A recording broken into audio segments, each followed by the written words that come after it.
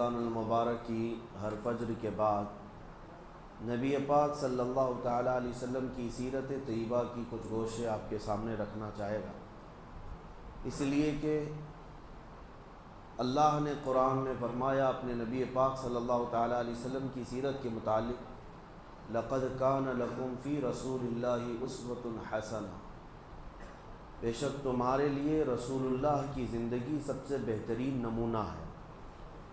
کسی اور کی زندگی کے متعلق تو ہمیں نہیں معلوم، لیکن رسول اللہ کی زندگی پوری کائنات کے لیے آئیڈیل ہے، اور اگر ان کا ہی امتی، ان کا ہی کلمہ پڑھنے والا اگر ان کی سیرت سے واقف نہیں ہوا تو ظاہر سی بات ہے وہ قدم قدم پر ٹھوکریں ضرور کھائے گا، ہر جگہ اسے اپنی زندگی گزارنے کے طور طریقے ڈھونڈنے پڑیں گے۔ لیکن کاش مسلمان کو اپنے نبی پاک صلی اللہ تعالیٰ علیہ وسلم کے زندگی پاک کے طور طریقے معلوم ہو جائیں تو گویا کہ اس کی زندگی پوری روشن ہوگی، اور اسے کہاں قدم رکھنا ہے کہاں نہیں رکھنا ہے یہ خود بخود پتہ چلے گا۔ اسی لیے دوسروں کی ہسٹری اور دوسروں کی تاریخ معلوم کرنا تو آپ کے لیے واجب نہیں، لیکن رسول اللہ کی زندگی معلوم کرنا ہر مسلمان پر ضروری ہے۔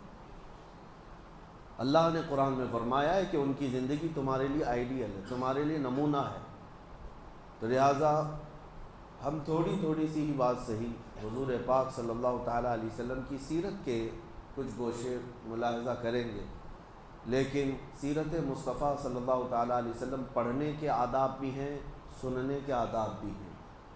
فرمایا گیا کہ اس کو کہانیوں کی طرح نہ بیان کیا جائے نہ کہانیوں کی طرح سنا جائے۔ حضور کی سیرت بیان کرنا بھی عبادت ہے اور سننا بھی عبادت ہے۔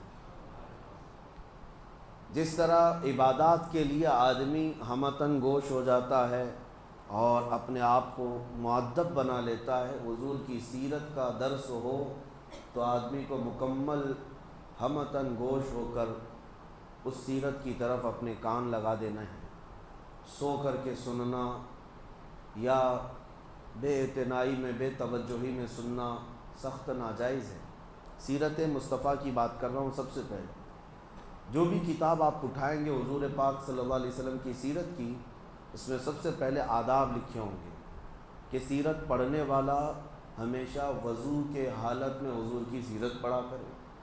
سننے والے کے لیے بھی ہے کہ حضور کی سیرت سن رہا ہے تو ظاہری اور باطنی پاک ہو کر کے سنے، اور اس کے علاوہ جب اسے اکتاہٹ آ رہی ہو، بے چینی گھبراہٹ ہو، تو اس وقت وہ سیرت کا باب نہ پڑھے نہ سنے۔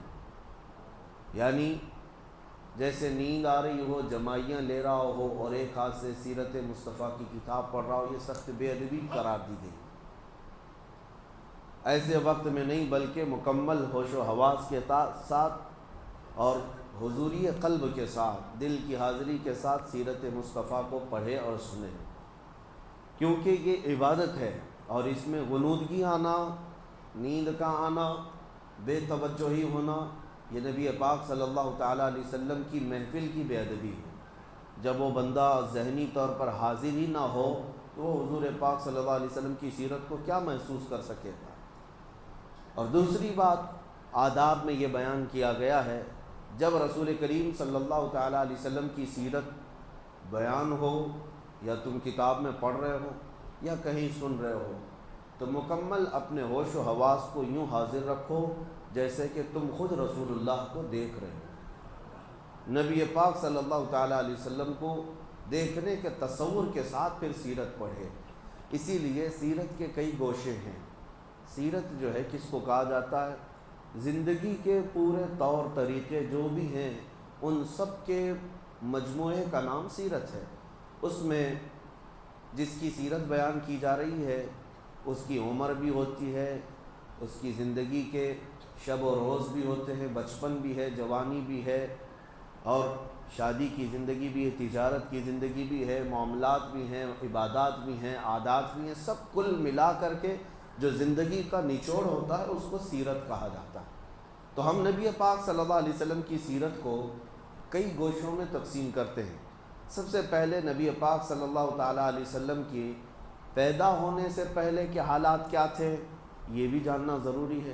کس علاقے میں آپ کی پیدائش ہوئی یہ بھی جاننا ضروری ہے، اس کا لوکیشن کس لیے چنا گیا یہ بھی جاننا ضروری ہے، کیونکہ نبی پاک صلی اللہ تعالیٰ علیہ وسلم رحمت للعالمین بن کر آ رہے ہیں پوری کائنات کے لیے۔ تو آپ کو کہاں پیدا کیا گیا، کس زمین پر آپ کو مبعوث کیا گیا، اور وہاں کے حالات کیا تھے، سیاسی حالات کیا تھے، اخلاقی حالات کیا تھے، یہ سب پہلے سے ذہن میں رہنا بہت ضروری ہے، کیونکہ اس کے بعد ان کے کاموں پر آپ کو احساس ہوگا کہ نبی پاک صلی اللہ علیہ وسلم ایسے علاقے میں پیدا ہوئے، ایسے حالات میں پیدا ہوئے، تو آپ نے کیا کیا ان حالات کا مقابلہ کرنے کے لیے تجاویز اختیار فرمائی، یہ آپ کو اچھے طریقے سے احساس ہو سکے گا۔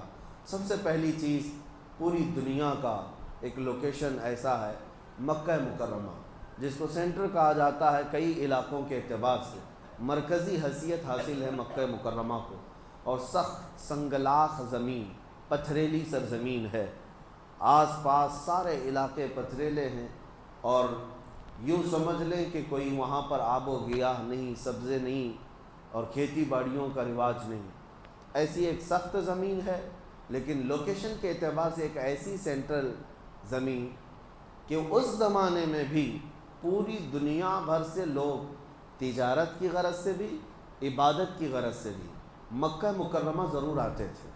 آدم علیہ السلام سے یہ طریقہ چل رہا ہے، جتنے نبی آئے ان کی امتیں وہ سب مکہ پہنچتی رہیں، حج کعبہ کے لیے یا خانہ کعبہ کے طواف کے لیے آتے رہیں۔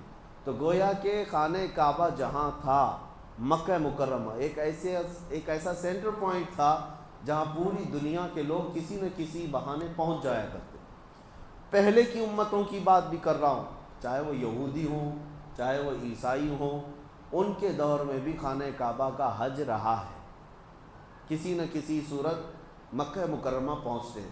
تو ایک ایسے سینٹر پوائنٹ کو چنا گیا نبی پاک صلی اللہ تعالیٰ علیہ وسلم کی پیدائش کے لیے کہ رحمت للعالمین کو ایسے جگہ اللہ نے پیدا کیا جو پوری دنیا میں آنے والوں کا ایک مرکز تھا، تاکہ اس مرکز سے میرے آقا کی رحمت پورے کائنات میں پھیل سکے، اور ایسی جگہ جو چیلنجز بھری ہوئی ہے، زمین بھی سخت اور لوگوں کے دل بھی سخت، پتھریلی زمین جیسی تھی ویسی لوگوں کے دل بھی سخت تھے۔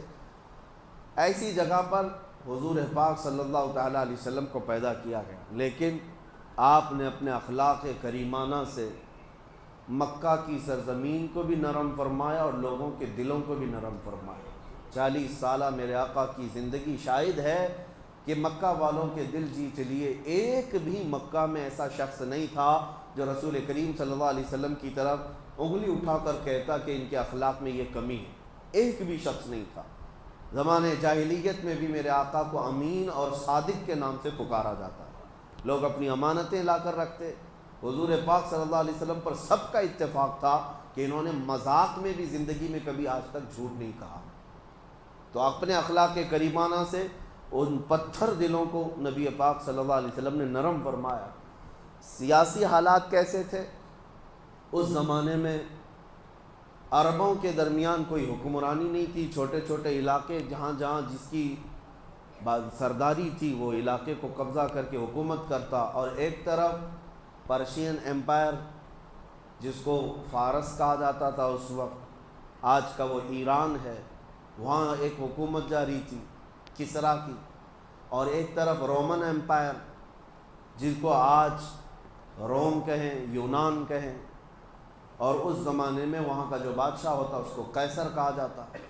یہ دو سپر پاور طاقتیں تھیں جو پوری دنیا قبضہ کرنے کے لیے آپس میں لڑتی بھی رہتی تھی۔ اور عرب لوگ کس کے حمایتی تھے؟ آدھے رومن ایمپائر کے اور آدھے پرشین ایمپائر کے، یعنی کچھ کسرا کی حکومت کو مانتے اور کچھ قیصر کی حکومت کو مانتے۔ دونوں میں فرق یہ تھا، قیصر جو ہے وہ رومن ایمپائر جس کو میں کہہ رہا ہوں، یہ عیسائی تھے، ان کے ہاں غلبہ عیسائیوں کا تھا، اور جو پرشین ایمپائر تھے یہ آگ کے پجاری تھے، نہ یہ عیسائی تھے نہ یہودی تھے، یہ اہل کتاب میں سے نہیں تھے، یہ آگ کے پجاری تھے، مشرکین کی جماعت تھی۔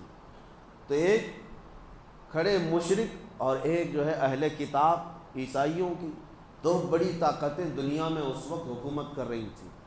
تو عرب کے جو اکثر لوگ تھے وہ کسریٰ کی طرف جھکے ہوئے تھے، کیونکہ ان کے بھی یہاں بتوں کا رواج زیادہ تھا، یہ بھی اہل کتاب میں سے نہیں تھے، اور یہ کسریٰ کی طرف زیادہ جھکے ہوئے تھے۔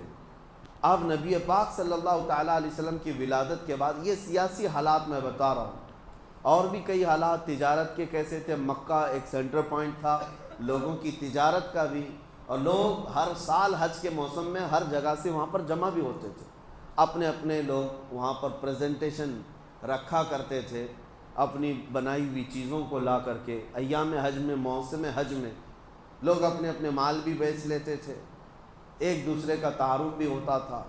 اس زمانے میں نبی پاک صلی اللہ تعالیٰ علیہ وسلم کو ہر جگہ سے لوگ آ کر کے دیکھتے اور متاثر ہوئے بغیر کوئی نہیں جاتا تھا۔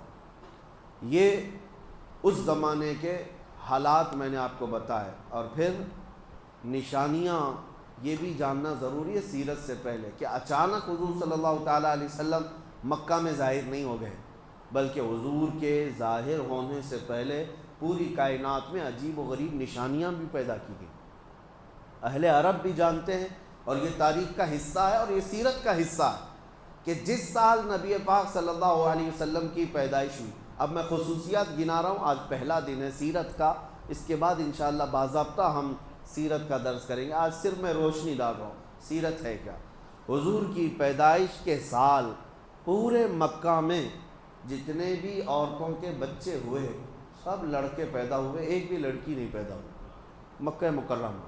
اس سال کی خصوصیت تھی عرب کی سرزمین، جیسے کہ میں نے کہا مکہ سنگلاخ زمین ہے، پتھریلی سرزمین ہے۔ پہلی مرتبہ ایسا ہوا جس سال میرے آقا کی ولادت ہوئی، کثرت سے بارش ہوئی اور پتھریلی زمین میں گھاس اور سبزے بھی اگے۔ اس سرزمین پر سبزوں کا اگ جانا یہ معمولی بات نہیں، وہ ایسی ہی ہے جیسے کسی کی ہتھیلی میں کوئی پودا نکل آنا۔ ہتھیلی میں پودا نکلنے کے برابر عربوں کے لیے بہت ہی حیرت کی بات تھی کہ عرب کی سرزمین پر سبزے اگ گئے۔ مکہ مکرمہ میں بارش بھی ہوئی، سبزہ بھی اگا۔ یہ حضور پاک صلی اللہ علیہ وسلم کی ولادت کا سال، یہی وہ سال ہے جب ابرہہ بادشاہ ہاتھیوں کی فوج لے کر کے خانہ کعبہ ڈھانے آیا تھا، ختم کرنے آیا تھا۔ اللہ رب العزت نے ابابیل چڑیوں کی فوج کو بھیجا اور پوری فوج کو ہلاک کر دیا۔ وہ چھوٹی چھوٹی سی چڑیاں آئیں اور اپنی چونچ میں، اپنے پیروں میں ایک ایک کنکریاں لے کر آئیں، اوپر سے گرا دیتی تھی اور ہاتھیوں کے پیٹ پھٹ کر کے آگ لگ جاتی تھی، اور پوری فوج کو کیسے کیا، کعصف مأکول، اللہ فرماتا ہے ایسے کر دیا گیا جیسے چھلی ہوئی مرغی ہوتی ہے۔ پوری فوج جو ہلاک ہوئی، عام الفیل اس کو کہا گیا۔ یہ حضور پاک کی ولادت کا ہی سال تھا۔ نبی پاک صلی اللہ تعالیٰ علیہ وسلم کی پیدائش کے وقت جو جو خصوصیات ہوئیں۔ پھر ایک عجیب و غریب چیز عربوں نے دیکھا کہ ایک جنگل سے بھیڑیے کو، ایک جانور کو باہر شہر کی طرف آتے ہوئے لوگوں نے دیکھا۔ چونکہ یہ درندے جانور عام طور پر شہروں میں نہیں آتے، جنگل کے درندے جنگل میں رہتے ہیں۔ شہر کی طرف آیا اور جب لوگ اس کی طرف متوجہ ہوئے تو فصیح عربی زبان میں بات کرنے لگا اور لوگوں سے کہنے لگا کہ اے لوگوں، کیا تمہیں خبر ہے کہ اس سرزمین پر اللہ کا ایک آخری رسول آنے والا ہے؟ یہ بشارت بھی ہوئی۔ اس کے علاوہ ان کو ارحاسات کہتے ہیں، یعنی حضور کی پیدائش سے پہلے جو عجیب و غریب معاملات ہوئے ان کو کیا کہتے ہیں؟ ارحاسات۔ حضور کی زندگی میں جو چیزیں ہوئی ہیں وہ معجزات ہیں۔ حضور نے اپنی انگلی سے چاند کے ٹکڑے کیے، کیا ہے؟ معجزہ ہے۔ اور حضور کی پیدائش سے پہلے جو عجیب و غریب حالات پیش آ رہے تھے ان کو ارحاس کہتے ہیں، ارحاس۔ تو اور اس کے علاوہ ایران میں، ملک فارس میں 2 ندیاں ہیں، بحیرہ ساوا اور ایک سماوا۔ بحیرہ ساوا، بحیرہ چھوٹی ندی کو کہتے ہیں، یہ پوری سوکھ گئی تھی، سوکھی ہوئی ندی تھی، کئی سالوں سے اس میں کوئی پانی نہیں تھا۔ لیکن جس سال نبی پاک صلی اللہ تعالیٰ علیہ وسلم کی ولادت ہوئی، اچانک وہ ندی پورا پانی سے بھر گئی تھی۔ کہاں سے پانی آیا، کیسے بھری، کسی کو نہیں معلوم، لیکن وہ بھی ایک بہت عجیب بات تھی پوری دنیا کی۔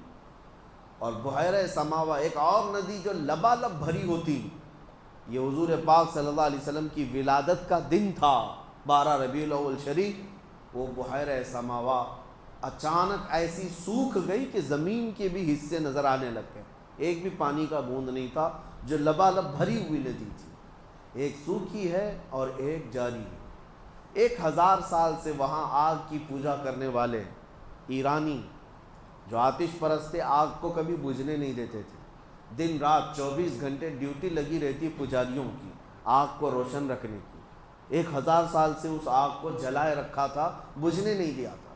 جو حضور پاک صلی اللہ علیہ وسلم کی ولادت کا دن تھا کہ اچانک آگ بجھ گئی، کسی کے کنٹرول میں نہیں تھی، اچانک آگ بجھ گئی۔ یہ بھی تاریخ کا ایک بہت عجیب و غریب واقعہ تھا، 1000 سال جس کی تاریخ ہے بجھنے نہیں دیا گیا، وہ اچانک کیسے بجھ گئی؟ اور اس کے علاوہ کسریٰ بادشاہ کے محل میں اچانک دراڑ پیدا ہو گئی، جو محل کبھی ہلانے سے ہل نہیں سکتا تھا، ان کا چیلنج تھا، وہ حضور کی ولادت کے دن دیوار شک ہو گئی، زلزلہ آیا۔ یہ پوری کائنات میں جو عجیب و غریب حالات پیش آئے، لوگ حیرت میں تھے کہ کچھ تو ہو رہا ہے۔ آج جیسے لوگ یہ کہتے ہیں گلوبل وارمنگ یا انوائرمنٹ کی چینجنگ، یہ جو اچانک موسم بدل رہے ہیں، اس پر لوگ آج تعجب میں ہیں، جبکہ لوگوں کو ابھی پتہ نہیں چل رہا ہے، لوگ کہاں سمجھ رہے ہیں کہ یعنی موسم بدل رہا ہے۔ دھیرے دھیرے احساس کسی کو ہوتا ہے کہ تھوڑی سی گرمی زیادہ ہو گئی، لیکن اس زمانے میں اچانک پورے حالات کا چینج ہونا یہ معمولی بات نہیں۔ کئی ایسی چیزیں جو اچانک بدلی، تو ان حالات کو دیکھ کر کے جوتیشوں سے، نجومیوں سے بادشاہوں نے بلا کر کے پوچھا کہ یہ ہو کیا رہا ہے، یہ سب حالات کیا ہیں؟